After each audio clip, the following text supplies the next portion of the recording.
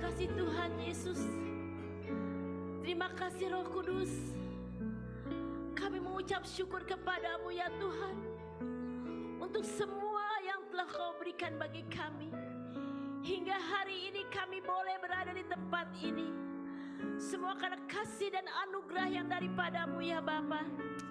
Terima kasih Roh Kudus, terima kasih Tuhan Yesus. Setiap kami yang hadir pada pagi hari ini, kami percaya Tuhan, Kau senantiasa mengurapi kami, Kau senantiasa menghibur, menguatkan kami ya Bapa. Terima kasih Tuhan. Sebentar kami akan mendengar firman-Mu. Biarlah setiap firman yang akan hamba-Mu sampaikan, semua hanya berasal daripada-Mu saja ya Tuhan. Urapi hamba-Mu, pakai lidah bibir hamba-Mu dan berkat bagi umat-Mu. Hamba-Mu yang terbatas, biarlah Engkau sendiri memakai hamba-Mu ini Tuhan, menjadi alat-Mu. Terima kasih Bapa, terima kasih Roh Kudus. Kami mengucap syukur semuanya ini hanya di dalam satu nama Tuhan Yesus Kristus. Haleluya, amin. Amin. Silakan duduk Bapak Ibu saudara terkasih dalam Tuhan Yesus Kristus. Shalom. Halo. Dingin ya hari ini ya. Saya tadi datang ke sini, wah gerimis. Apa di luar masih gerimis nggak tadi Bapak Ibu saudara datang ke tempat ini? Saya percaya Bapak Ibu datang ke tempat ini dengan penuh sukacita, dengan lapar dan haus akan kebenaran Tuhan, akan firman Tuhan, akan hadirat Tuhan, akan lawatan Tuhan. Dan kami percaya di tempat ini ada sesuatu yang baru hari ini akan terjadi. Amin. Saya percaya juga kabar Bapak Ibu Saudara semuanya baik-baik saja ya. Dan rekening Bapak Ibu semua juga baik-baik saja ya. Amin. Usaha juga baik-baik saja. Oke. Hari ini kita mau belajar mengenai ketakutan dan keberanian Ratu Ester. Di dalam kehidupan pasti kita mempunyai rasa ketakutan. Pernah nggak kita nggak punya rasa takut? Nggak mungkin kan ya? Pasti semuanya merasa punya rasa takut.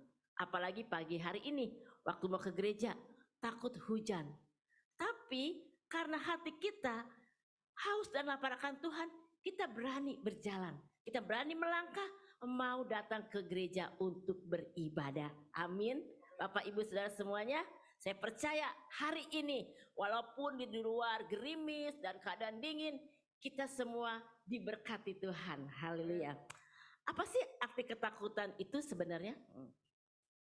Ketakutan adalah merupakan peristiwa di saat manusia merasa gentar ketika menghadapi hal yang dirasa akan membawa bencana atau membahayakan. Pasti ya, takut. Karena kita udah lihat nih, sesuatu yang kita takuti itu akan terjadi sesuatu yang tidak enak. Mungkin bahaya, mungkin bencana. Contoh, mungkin yang gampang aja ya. Ya kalau kita nyebrang, pasti kita kan nggak mau dong mendapat bahaya. Nengok kanan kiri. Karena kita sudah punya rasa takut. Nah untuk itu kalau kita berani, kita pasti nengok kanan kiri biar gak terjadi bencana. Lawan ketakutan itu apa sih? Pasti keberanian. Apa itu keberanian? Keberanian itu kapan timbul? Keberanian timbul ketika manusia memiliki hati nurani yang siap menghadapi segala sesuatu dengan siap menanggung risiko, percaya diri dan dapat membuat suasana kondusif. Jadi kita berani. Kalau kita nggak berani tentunya nggak mungkin kita mempunyai hati nurani yang akhirnya tuh menghasilkan suasana kondusif ataupun damai sejahtera. Kita punya salah ya. Berani nggak kita ngaku salah sama orang? Saya punya salah nih sama Pak Kris. Gitu ya. Gimana? Kita berani nggak ya ngomong sama Pak Kris? Saya punya salah nih Pak Kris. Ada nggak hati nurani keberanian kita untuk meminta maaf kepada Pak Kris? Kalau hati nurani kita mempunyai rasa untuk keberanian, pasti kita berani untuk minta maaf. Pak Kris, saya minta maaf atas segala kesalahan saya. Artinya apa? Setelah kita mengatakan, mengucapkan, mengungkapkan hati nurani kita untuk minta maaf, pasti terjadi damai sejahtera. Yang tadinya kita ketemu Pak Kris takut ya, ketemu Kris takut, saya masih punya salah sama dia, Tapi ketika kita sudah mengucapkan, meminta maaf kepada orang tersebut, terjadinya apa? Damai sejahtera dan suasana yang kondusif. Di dalam Alkitab banyak rahasia tentang iman yang kita bisa teladani. Salah satunya ialah keberanian. Jadi keberanian adalah salah satu dari iman. Ya, ingat, keberanian salah satu dari iman. Kita akan baca di Yakobus 2 ayat 17. Yakobus 2 ayat 17. Ya, kita baca ya. Demikian juga halnya dengan iman. Jika iman itu tidak disertai perbuatan, maka iman itu pada hakikatnya adalah mati. Jadi salah satu dari iman itu adalah keberanian. Pasti semua orang mempunyai rasa masa-masa yang sulit, merasa takut dan khawatir. Ya. Nah, kita hari ini mau belajar tentang Esther. Mungkin Bapak Ibu semua sudah baca dan tahu mengenai tentang Ratu Esther. Kita lihat latar belakangnya Esther. Esther ini yang bernama Ibrani Hadasa adalah anak miskin, seorang miskin. Dia tidak mempunyai orang tua lagi. Dia diangkat oleh pamannya yang bernama Mordekai, pegawai di istana Raja Persia. Mereka ini termasuk kaum Yahudi ya. Nah, setelah Babel dikalahkan Persia, bangsa Israel berada di bawah kekuasaan Raja Persia. Bagaimana Esther bisa menjadi ratu? Kisahnya, nah latar belakang dari Esther bisa naik masuk ke dalam istana untuk menjadi ratu. Ada cerita mengenai Raja Ahasiweros. Raja Ahasiweros itu ingin mencari ratu, menggantikan Ratu Wasti. Karena pada sebelumnya raja mempunyai ratu bernama Ratu Wasti. Dia tuh tidak menghormati suaminya sama sekali.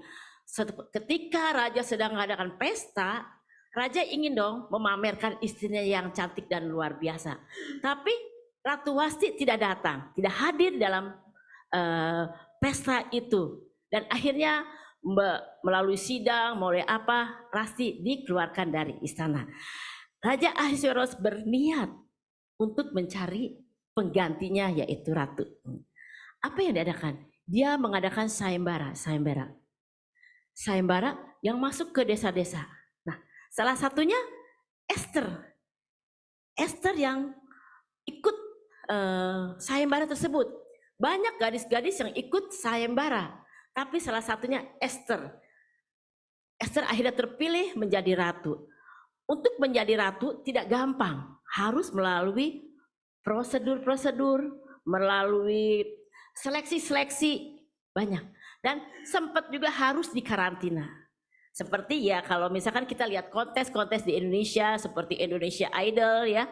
Mungkin Bapak Ibu sudah tahu semuanya, untuk menjadi penyanyi yang baik gitu ya, dilatih dan dikarantina. Begitupun Esther harus dikarantina.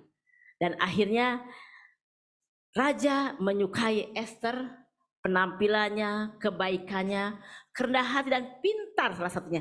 Dan Esther pun dipilih menjadi ratu di kerajaan Persia.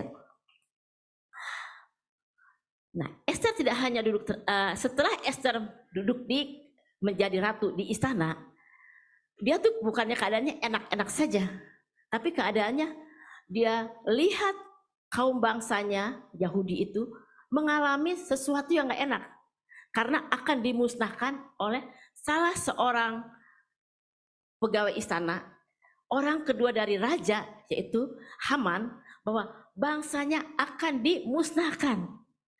Karena apa? Ada salah satu yang membuat Esther menjadi berani maju. Dia berani maju. Dia enggak enak-enakan tinggal diam. Karena salah satu pamannya Mordekai ini mengalami kedukaan gitu, kedukaan. Dia sedih. Dia tahu kalau bangsanya akan dimusnahkan. Esther ini jadi keturunan Yahudi ya. Mordekai juga keturunan Yahudi karena dialah pamannya. Banyak bangsa-bangsa di situ yang keturunan Yahudi. Bagaimana sakit hatinya, sedihnya kalau bangsanya ingin dimusnahkan. Apa yang Esther lakukan? Apakah Esther diam saja?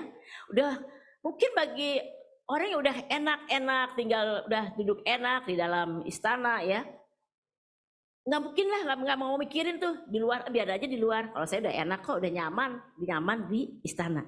Tapi tidak dengan begitu dengan Esther. Esther memiliki hati yang begitu berani. Dia punya keberanian untuk maju, untuk mau menolong bangsanya dari kemusnahan itu. Apa yang dilakukan Esther?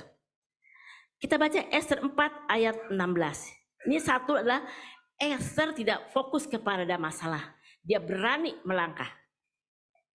Esther 4 ayat 16. Yuk kita baca bersama-sama. Pergilah, kumpulkanlah semua orang Yahudi yang terdapat di Susan, berpuasalah untuk aku. Janganlah makan dan janganlah minum 3 hari lamanya, baik waktu malam, baik waktu siang. Aku serta dayang-dayangku pun akan berpuasa demikian. Dan kemudian aku akan masuk menghadap raja, sungguh pun berlawanan dengan undang-undang. Kalau terpaksa aku mati, biarlah aku mati. Nah, Esther berani melangkah. Bahkan dia mengumpulkan dayang-dayangnya, orang-orang kepercayaannya untuk berpuasa bersama-sama. Bahkan dikatakan di sini, pergilah, kumpulkanlah semua orang Yahudi yang terdapat di Susan dan berpuasalah untuk aku. Untuk aku Esther. Kenapa? Karena Esther merasa takut. Kalau kita merasa takut, kalau kita punya kekhawatiran, tentunya kita enggak diam aja dong, disimpan begini. Kita bilang, yuk minta kita dukung doa, yuk dukung doa. Intinya simpelnya seperti itu. Mungkin kemarin Apin sedang sakit ya. Apin kemarin sempat sakit. Apin udah sehat, Pin? Puji Tuhan ya. Saya belum 100% sembuh, saya tahu Apin. Tapi Apin percaya hari ini dia bisa dipulihkan. Nah, Apin bilang begini, karena hari itu ada kul. Dia bilang sama teman-temannya, saya nggak ikut kul ya, saya sedang sakit. Dukung doa saya. Nah, ya seperti itu contohnya gitu loh. Seperti itu contohnya salah satu nih orang yang punya teman banyak dalam pelayanan, dia minta dukungan doa agar apa? Disembuhkan. Tuhan bekerja atas Apin untuk bekerja agar Apin dijamah dan disembuhkan. Walaupun itu dengan doa. Tidak hanya dengan doa aja, Apin pun harus melangkah. Dia macamnya iman dengan perbuatan, dia pergi ke dokter.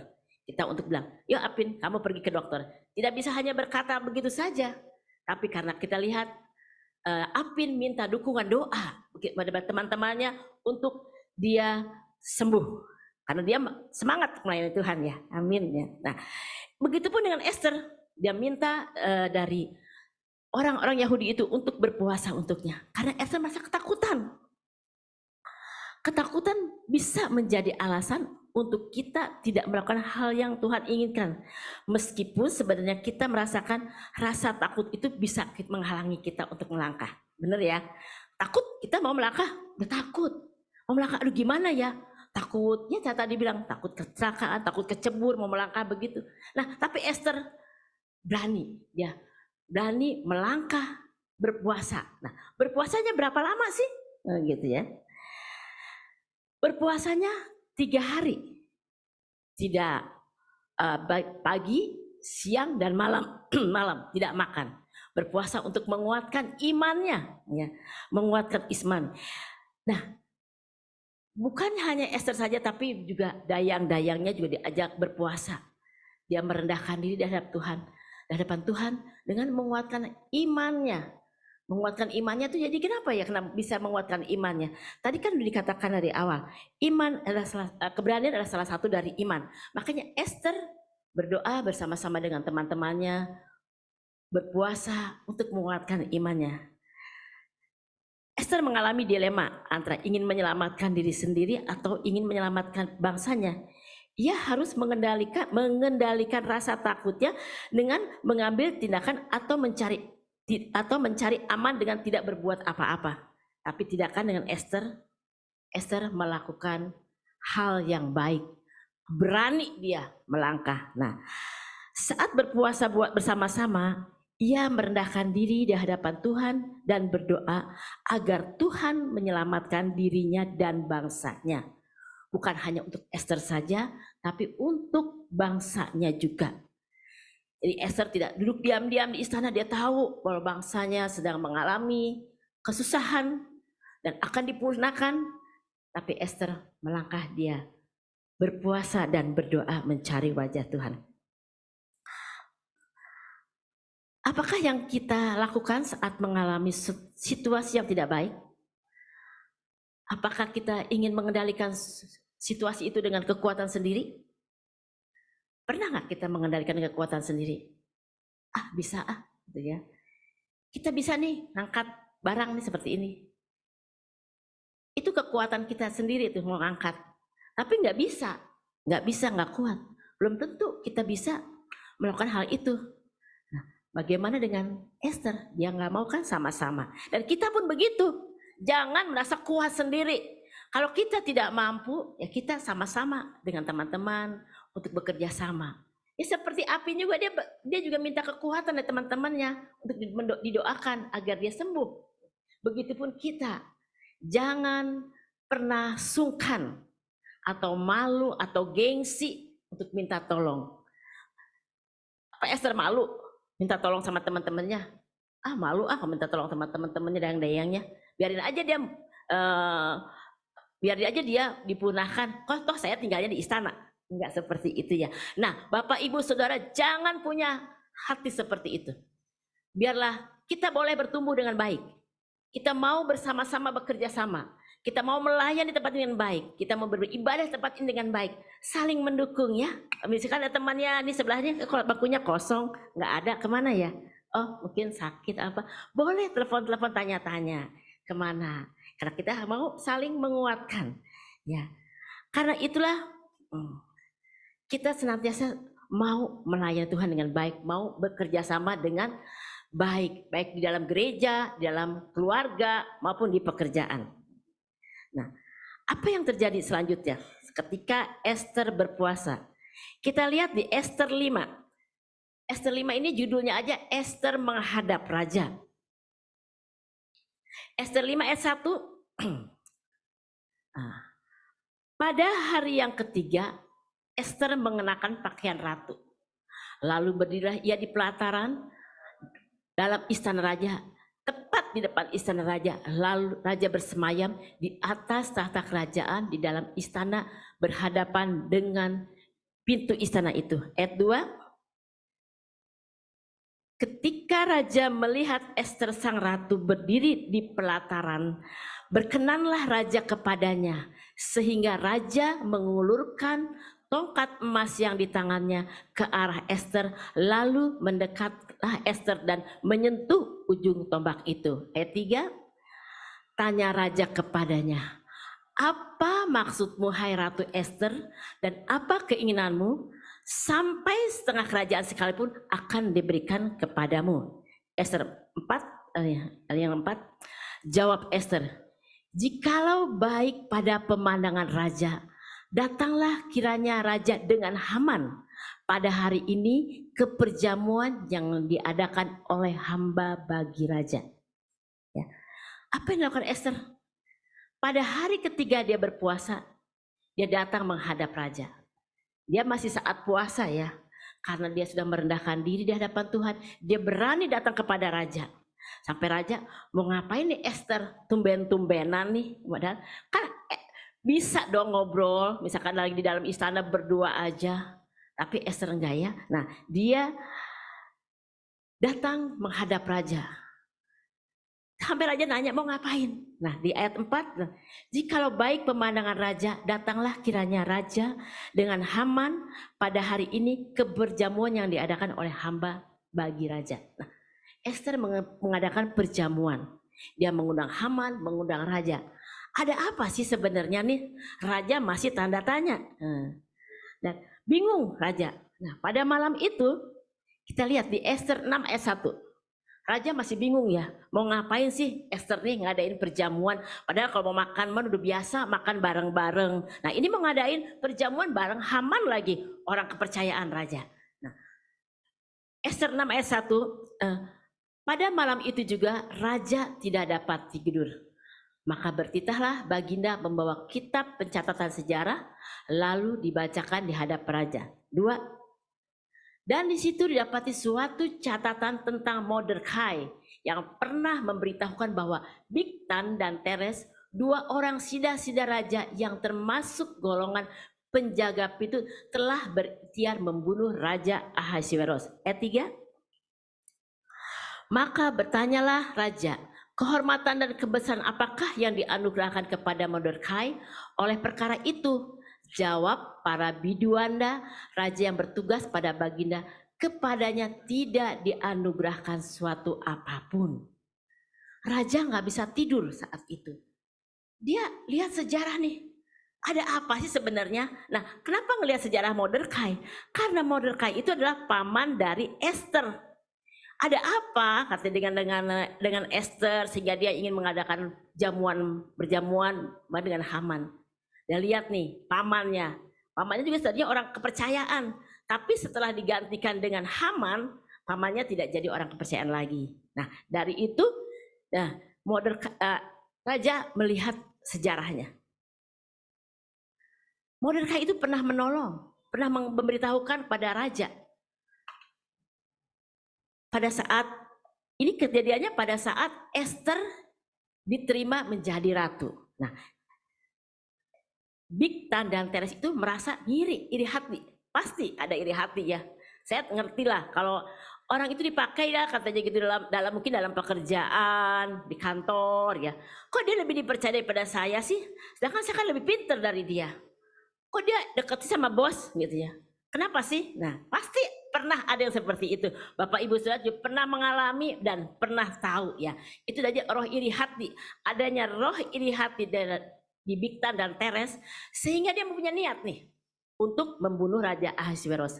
Kalau Raja Ahasiweros udah dibunuh kan tenang dia ya, apalagi cuma Ratu Esther doang. Esther nggak ada apa-apanya gitu ya. Nah, apa yang dilakukan oleh Mordekai waktu dia dengerin nih, wah ngedenger dia bilang sama Ahasiweros, kamu akan dibunuh. Tapi Ahasiweros tuh kayaknya mungkin lagi dikasih tahu itu dia cuek, lupa gitu, nggak ngerti apa-apa. Kadang-kadang nih, maaf nih, paling semua juga pasti mengalami.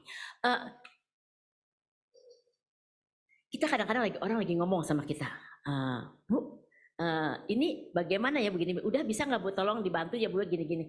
Kita lupa pada saat itu untuk menjawab pertanyaan orang itu. Karena saking sibuknya ya, biasanya orang saking sibuknya jadi lupa untuk menjawab pertanyaan orang tersebut, lupa. Nah, yang akhirnya kalau melihat di sini Esther tadi nih di Esther Raja Mordekai yang sudah menolong Raja Ahasiweros, raja lupa sama sekali apa sih yang sudah dilakukan oleh Mordekai. Nah, raja apa yang udah dikasih hadiah? Bilang raja nggak dikasih, Mordekai nggak dikasih apa-apa, kepadanya tidak dianugerahkan suatu apapun. Kadang seseorang lupa akan perbuatan baik yang ditujukan kepada kita.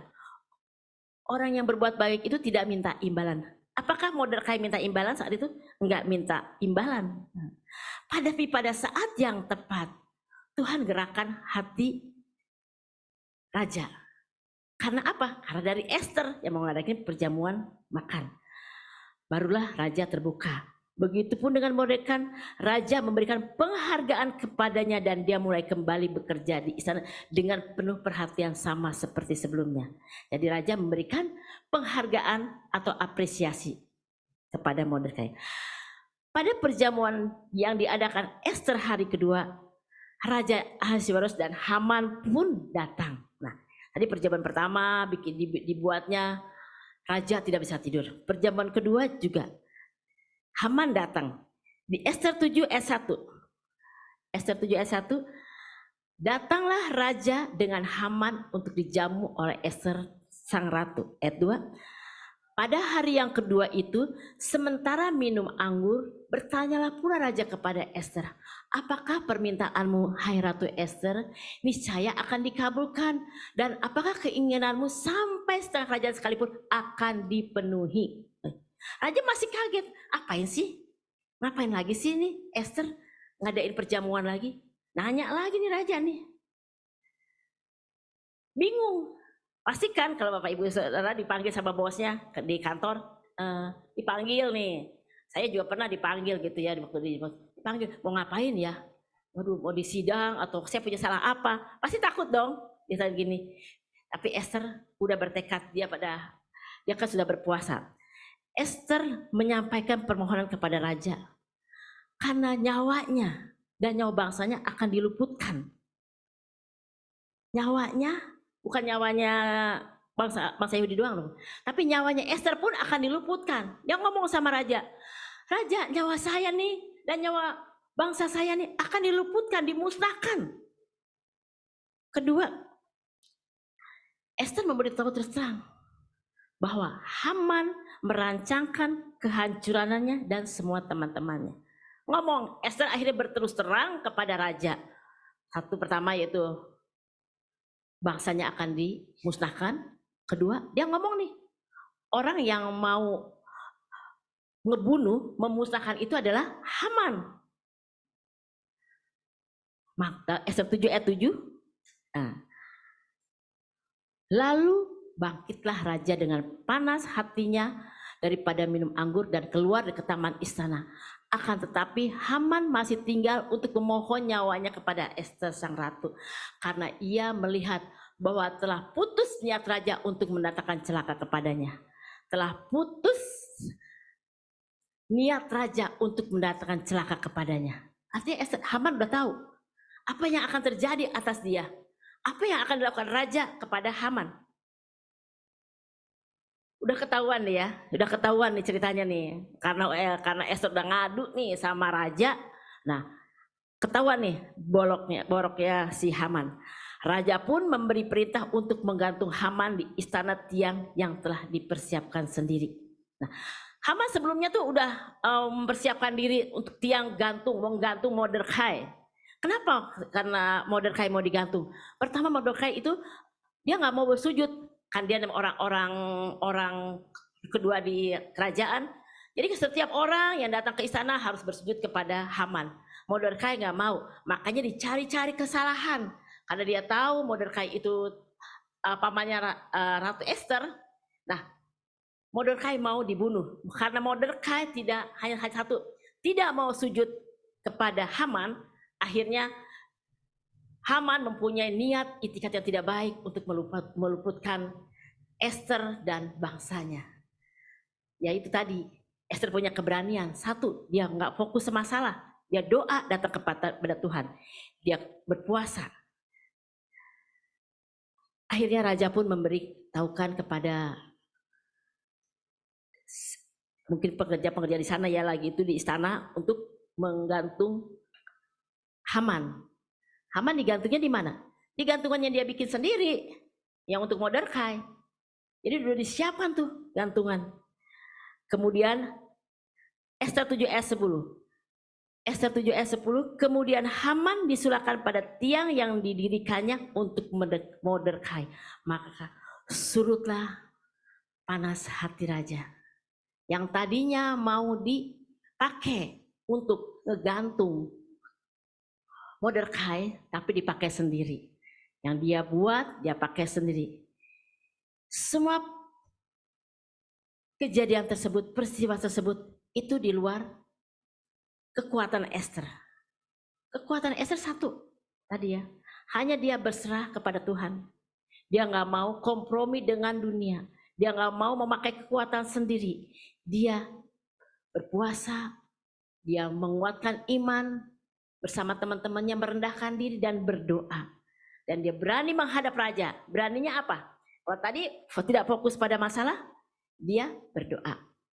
Beraninya dia menghadap raja pada hari yang ketiga, waktu dia berpuasa, dia pakai baju yang bagus menghadap raja. Dia berani mengatakan apa yang telah terjadi di kerajaan Persia di istana. Kita termasuk orang yang mana nih? Yang cenderung berjuang dengan kekuatan sendiri atau menyertakan Tuhan? Di mana? Ayo hari ini, kalau Bapak Ibu punya masalah, punya problema, jangan pakai kekuatan sendiri.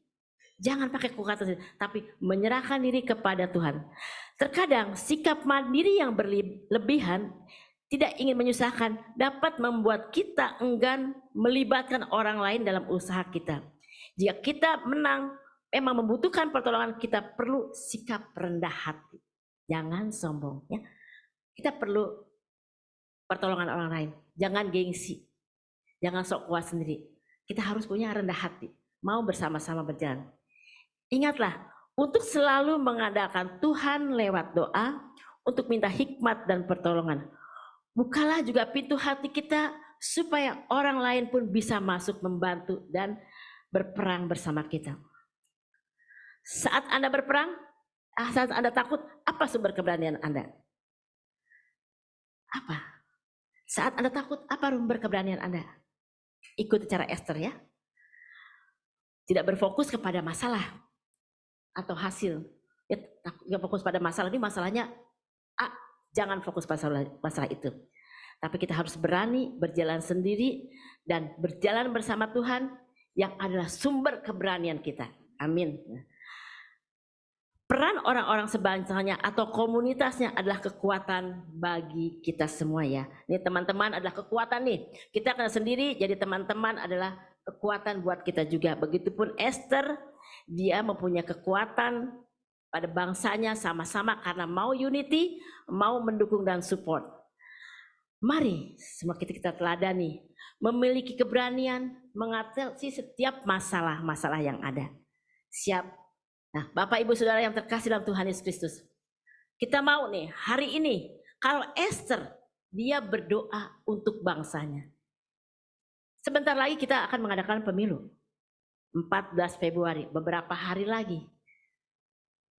Siapkan hati kita. Untuk apa? Berdoa agar Indonesia diberikan kedamaian, ketenangan. Saat-saat ini masih dalam kampanye ya. Kita berdoa. Dan di sini pun disiapkan tempat. Besok sekalian pengumuman. Besok kita akan ada doa keliling tempat ini. Kita mau berdoa. Program daripada Gembala CK4 Pawelyar ini sampai sebelum pemilu kita mengadakan doa keliling. Nah, Bapak Ibu Saudara semua, sebentar lagi kita akan pemilu. Kita mau bersama-sama berdoa ya untuk bangsa kita. Kita mau kan bangsa kita damai, tenang dan aman. Toh kalau ke bangsa kita tenang dan aman, usaha kita lancar nggak? Lancar kan ya? Bisa berjalan, bisa kita bekerja dengan baik, bisa membuka usaha. Oh udah jalannya ini, pemilihan ini udah ada, kita mau ke sana udah enak, nggak ada gangguan-gangguan. Kenapa? Dari mana itu asalnya? Itu semua daripada doa-doa saudara semua. Nggak mungkin kita langsung enak aja jadi nih. Waduh tenang, kalau mau bikin jalan udah jadi, enggak kan? Pasti ada yang ngerjain. Begitupun dengan Indonesia, dengan bangsa ini. Kita mau berdoa semuanya biar lancar. Sebentar lagi mau pemilu. Jangan kita diam saja, jangan kita tenang-tenang aja nih. Apa yang di pikiran Mordekai sebelumnya itu, Esther kok tenang-tenang aja di istana ya, di dalam istana. Padahal di luar udah ribut, udah berisik banget tuh. Bahwa bangsanya mau dimusnahkan. Nah, jangan seperti itu. Tapi Esther pun tidak seperti itu. Dia tidak fokus pada masalah. Dia berani untuk melangkah. Nah, saya berdoa buat saudara semua, apapun masalah yang saudara hadapi hari-hari ini, tetaplah kuat dan berani. Datang kepada Tuhan, merendahkan diri, mencari wajahnya. Amin. Saya undang pemusik untuk boleh naik ke atas. Kita akan akhiri. Kita percaya hari-hari ini, walaupun kelihatannya di luar sana banyak keramaian, tapi kita mau tenang di dalam Tuhan. Kita mau dekat kepada Tuhan untuk mencari wajah Tuhan. Apalagi bangsa ini sedang akan mengadakan pemilu. Biarlah hati kita mempunyai hati yang benar-benar sungguh-sungguh berdoa untuk kedamaian negeri ini. Haleluya, haleluya. Makasih Tuhan. Ku tidak takut, Yes. sebab Kau beserta